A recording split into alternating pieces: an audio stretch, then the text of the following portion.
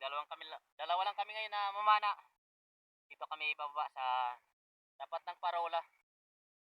Bali yung kasama natin si Boy, si Bro Richard. Hindi muna sumama sa amin. Mamayang alas 9 pa bababa. Ay, maglalaba pa.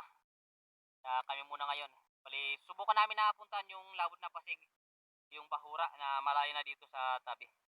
Baka walang agos, kaya susubukan namin. Yung pamana natin, papunta dun sa may nadaanan ng bangka. Doon na tayo ahon. Kaya abang-abang lang kung anong muli natin isda na maka-dilensya tayo at mag-isip yung dive natin ngayon. Bali yung gamit pala natin ngayon na pana, itong inverted natin. Kapon kasi naman na tayo, nakakita tayo ng malaking long nose emperor at pintri bali. Hindi natin napana, gawa ng hindi pa kayang tagusin ating maliit na pana yung isda, kaya hindi na lang natin tinira. Sana yun, may magpakita, kaya abang-abang na lang. Go!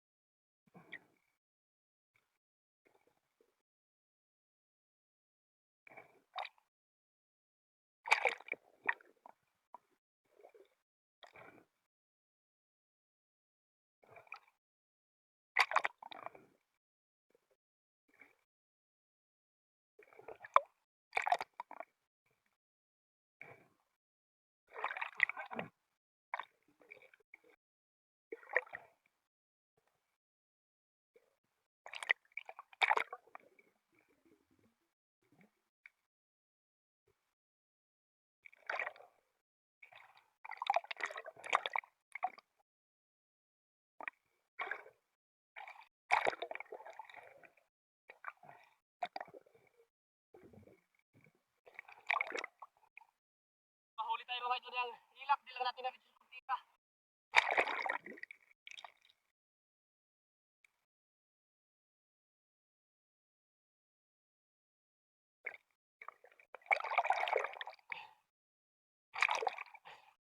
Pero malaki na mga idol, di na natin inupin yung ating camera.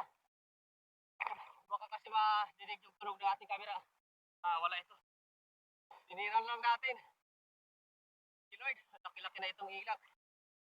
At unang huli natin. Kailan natin na video sa pana. Rin, binawano natin ilak.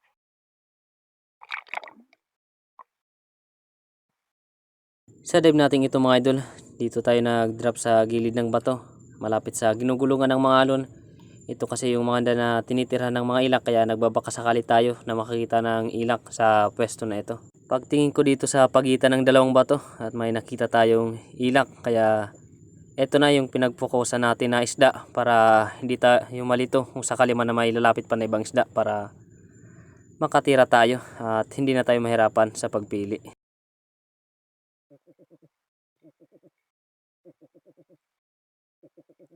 Medyo malikot itong ilak, kaya hinintay lang natin na makatiming tayo, at nang makatiming tayo agad na natin ito na tinira.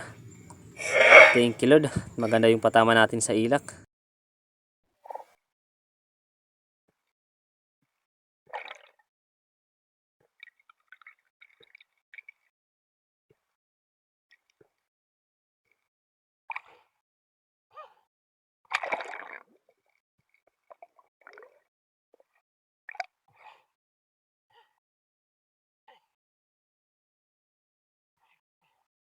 Ilak mga idol. Walang huli natin. Gano'y nabulirawan.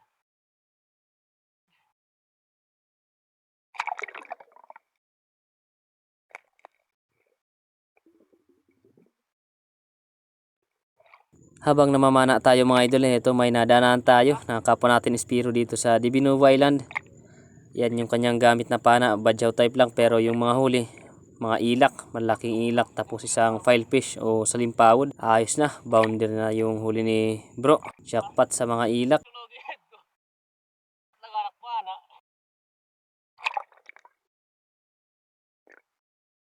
Sa dive natin ito mga idol, ito yung malapad na mahaba na bahura. Ito yung bahura na madalas natin mahulihan ng magandang klaseng isda at malaking isda. Kaya hindi natin ito kinakalimutan pag namamana tayo dito sa Divinubo. Ito yung palatandaan natin, dalawang mahaba na biak. Pag nakita na natin to, agad na tayo na umaabante ng konti tapos sumisisid dito bada sa may gilid ng bahura. Kaya pagdating natin sa bahura, agad na tayo na pumesto at nagabang, naghintay ng mga isda na lalapit sa atin at pwede natin mapana. Ganito napakadami mga idol ng mga parrot fish, kaso hindi tayo tumitira dito. Malaki na itong parrot fish, napakadami nila dito sa bahura, kaya hindi natin ito tinitira para dumami pa sila. At eto nga, may biglang sumulpot na bluefin trevally, kaya agad natin ito mga idol na tinira. Napakamon itong bluefin trevally, talagang lumapit sa atin at maganda naman yung patama natin.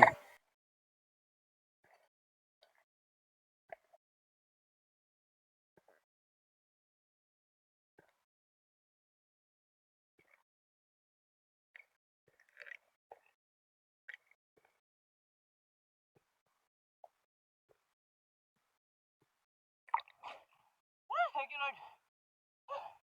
Salamat. Thank you, Lord.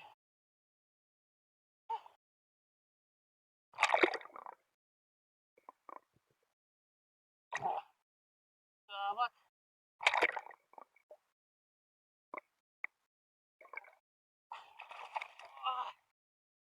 Lord, yung bluefin trevally. Biglang lumapit. Mag-physical tayo. Lord.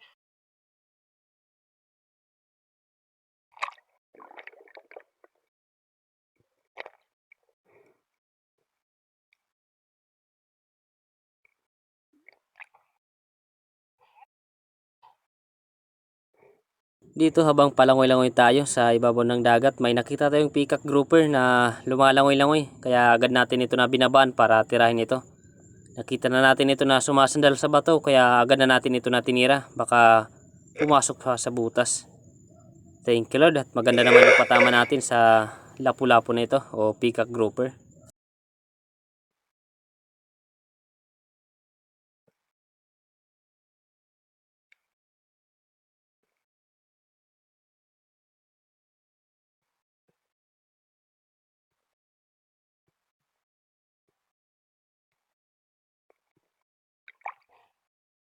Thank you, Lord.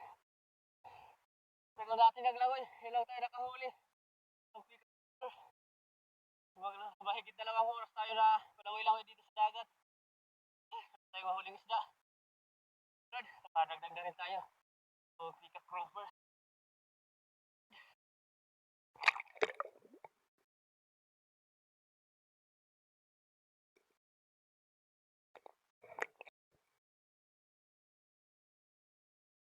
Dito may nakita tayo mga idol na grupo ng slender unicorn o tawag namin sa unicorn na ito, surahan na gangis. Masakit rin ito mga idol pag nakakatinig, kaya ingat tayo dito. Good size na rin ito na pang ulam, kaya kinuha na natin ito kahit hindi pa kalakihan. May pagkamailap itong unicorn kaya hinabol natin, at nang makatiming tayo, agad na natin ito na tinira.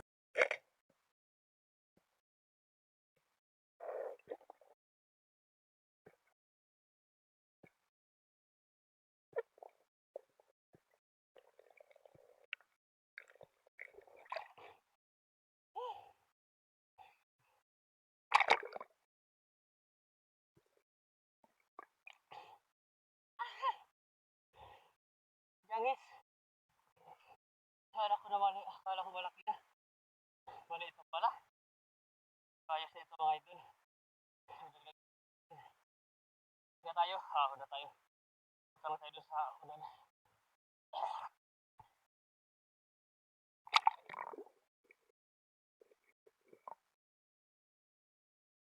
Dito mga idol, pumunta na kami sa mababaw na parte. Kami ni Bro Boyboy kasi ahon na kami. Si Bro Boyboy kasi sasakay pa ng bangka papunta ang Barangay Lalawigan, kaya medyo maaga kami ngayon na umahon. At ito yung mga nahuli natin. Ayos na, kahit hindi natin na-videohan lahat yung mga huli natin, may blessing pa rin tayo na nakuha. Si Bro Boyboy, ayos rin yung mga nakuha niya na isda. Madami-dami rin, mga labahita at ilak. Ayos na rin yung mga nahuli namin ngayon. Kahit hindi kami nagtagal sa pamana, may blessing naman kami na nakuha. Ito pala yung mga nahuli natin. Nakajack pa tayo ng bluefin trevally. Tapos ilang piraso na ilak. Ayos na rin. Malaking tulong na ito mga idol at makakabenta na rin tayo kahit paano. Makakabili na rin tayo ng bigas. Ayos na. Malaking blessing na. Madami sanang ilak kaso nandun talaga sila sa may mga makikitid na biyak kaya hindi natin yung iba pinapana. May mga napana naman tayo pero hindi naman natin nabibidyohan. Gawa ng biglaan ito na sumusulpot sa biyak. Kaya agad lang natin ito na tinitira para sigurado na mahuli natin itong mga ilak. At eto naman, nakahuli naman tayo ng ilak. Bali itong dalawang unicorn natin o isdang gangis. Bibigay natin ito kay Bro Boy Boy.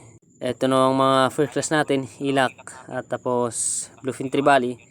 Ibenta natin to lahat para makabili tayo ng bigas. Kaya abang-abang lang tayo mga idol doon sa labasira para ibenta natin yung mga nahuli nating isda.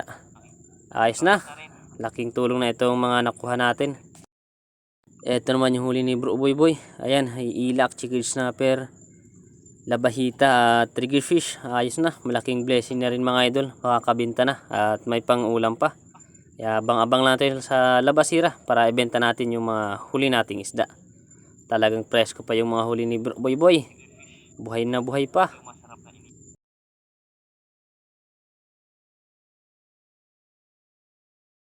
Andito na tayo mga idol sa labasira. Ayan, ibibenta na natin. Unahin natin na kiluhin itong bluefin trevally. Kung umabot ng ilang kilo. Ayan, mahigit 2 kilo yung bluefin trevally natin. Pasensya na kayo sa cellphone natin kasi nag-blurred yung ating video. Balik kiluhin natin lahat. Itong mga nahuli natin isda. Kasi lahat naman ito first class kung nakailang kilo tayo. Para makita na natin at malaman kung ilan yung kikitain natin. Bali tumimbang lahat mga idol ng 4 kilo and 250 grams. Sa kabuuan naman yung kinita natin 1,062. Ayos na, malaking blessing na to at malaking tulong na para sa pang-araw-araw natin na pangailangan. Bali hanggang dito muna ang ating video mga idol. Maraming salamat sa panonood. God bless.